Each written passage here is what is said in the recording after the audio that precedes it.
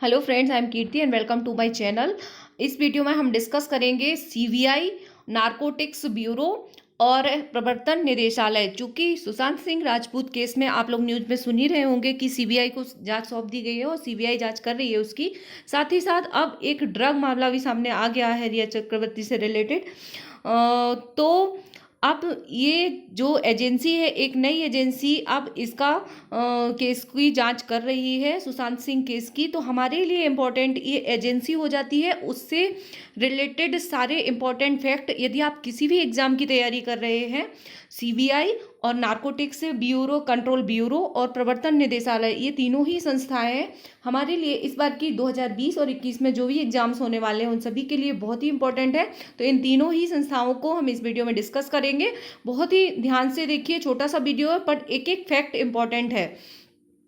CBI के बारे में यदि आप बात करें तो सीबीआई के बारे में हमें जो इंपॉर्टेंट फैक्ट पता होना चाहिए, केंद्रीय अन्वेषण ब्यूरो, सीबीआई या सेंट्रल ब्यूरो ऑफ इन्वेस्टिगेशन इसका फुल फॉर्म होता है, भारत सरकार की एक प्रमुख जांच एजेंसी है और यह आपराधिक एवं राष्ट्रीय सुरक्षा से जुड़े हुए भिन्न भिन्न प्रकार के मामलों की जांच करती है। अब यहाँ से क्वेश्चन बन सकता है कि किन किन मामलों से, तो ये आपराधिक और राष्ट्रीय सुरक्षा दोनों ही यहाँ से ऑप्शन, यदि आईएएस में यूपीएससी में क्वेश्चन आएंगे तो इस तरीके से पॉइंट बना के दे देंगे और आपको कंफ्यूज कर देंगे। और बाकी जितनी भी एग्जाम्स, वनडे एग्जाम्स होती हैं, उनमें डायरेक्ट फैक्चुअल क्वेश्चंस यहाँ से पूछे जा सकते हैं कि यह एजेंसी सीबीआई जो है किस डिपार्टमेंट के अधीन काम करती है। तो ये आएगा कार्मिक एवं प्रशिक्षण विभाग के अधीन ये काम करती है। यहाँ हमें ये भी ध्यान देना होगा, ये कुछ इंपॉर्टेंट फैक्ट है।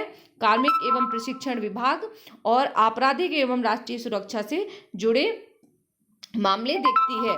इसके अलावा इसका मुख्यालय जो है वो नई दिल्ली में है। सीबीआई की बात हो रही है, इतने फैक्ट हमें पता होना चाहिए।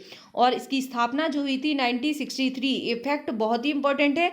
आप किसी भी एग्जाम की तैयारी कर रहे हैं, चाहे वो व्यापम हो, आरआरबी हो, एसएससी हो, किसी भी एग्जाम की हो, पीएससी, सभी के लिए इस बार सीबीआई बहुत इंपॉर्टेंट है, प्रीलिम्स और मेंस दोनों के लिए। साथ ही साथ अब हम देखेंगे प्रवर्तन निदेशालय, और उसके बाद देखेंगे नारकोटिक्स या एनसीबी, नारकोटिक्स निदेशालय, जिसने अभी हाल ही में सुशांत सिंह राजपूत केस की जांच की शुरुआत कर दी है।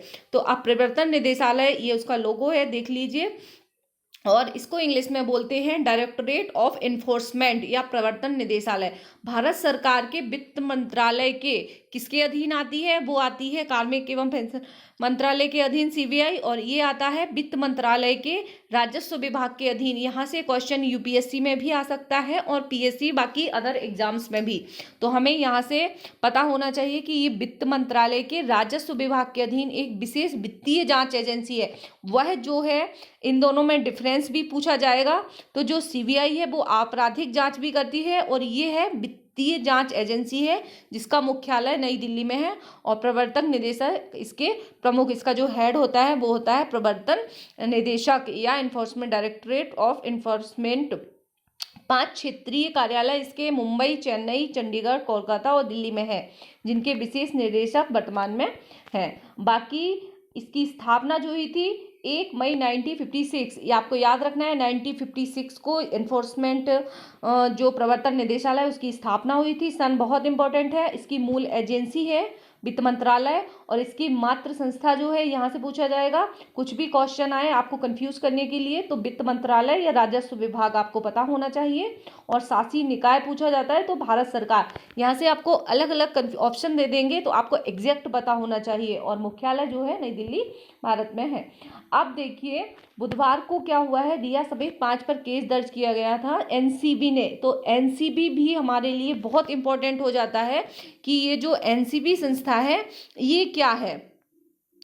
तो एनसीबी ने रिया चक्रवर्ती और उसके भाई शोभित चक्रवर्ती, इन सभी लोगों पर, टोटल 5 लोगों पर एक केस दायर किया है, जो कि नारकोटिक्स, ड्रग एवं साइकोट्रोपिक सब्सटेंस एनडीपीएस एक्ट 1985 की धाराओं के तहत दर्ज किया गया है। ये एक्ट तो हमारे लिए नहीं है, लेकिन इससे रिलेटेड हमें ये सन पता होना चाहिए। हमारे एग्जाम्स में पूछा जा सकता है कि ये एक्ट जो है वो कब लाया गया था।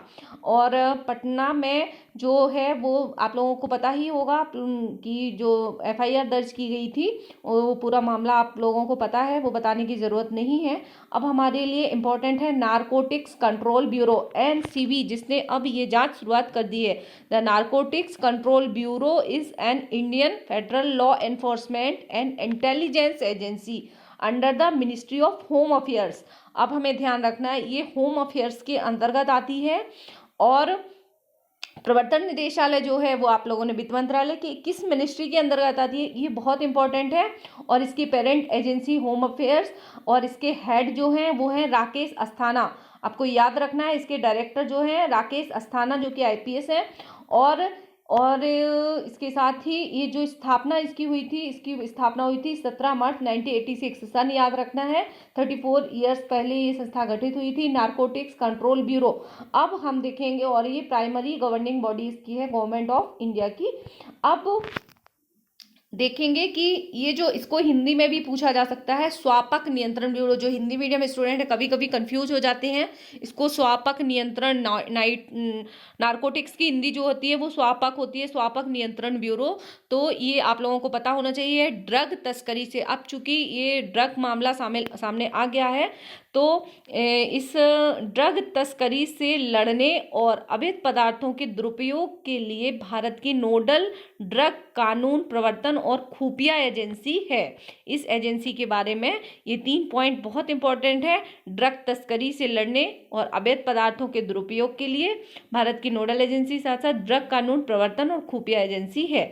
ड्रग कानून जो बनाया गया है उसको इन्फॉर्मेंस करने के लिए भी ये एजेंसी है। एनसीबी के महानिदेशक भारतीय राजस्व सेवा जो यूपीएससी के तहत होता है सिलेक्ट, भारतीय राजस्व सेवा जो होती है उसका एक अधिकारी होता है। वर्तमान में इसके महानिदेशक राकेश अस्थाना है, और इसके उप महानिदेशक RN है। बाकी की इसका मुख्यालय भी नई दिल्ली में है, नई दिल्ली में ही मुख्यालय है, तो आपको याद करने की ज़रूरत नहीं है। बाकी स्थापना 1986 याद रखिए, बहुत ही इंपॉर्टेंट है ये तीनों ही संस्थाएं, और यहीं से इनसे क्वेश्चंस बनेंगे, तो आप लोग बहुत ही ध्यान रखिए। ये एक्ट जो है स्थापना हुई थी 1986 में, और ये एक्ट जो है 1985 है, तो ये आपको याद रखना है, ये बहुत ही इम्पॉर्टेंट है और एग्जाम में पूछा जा सकता है। Thank you very much for watching. Video को ज़्यादा से ज़्यादा शेयर जरूर कीजिएगा।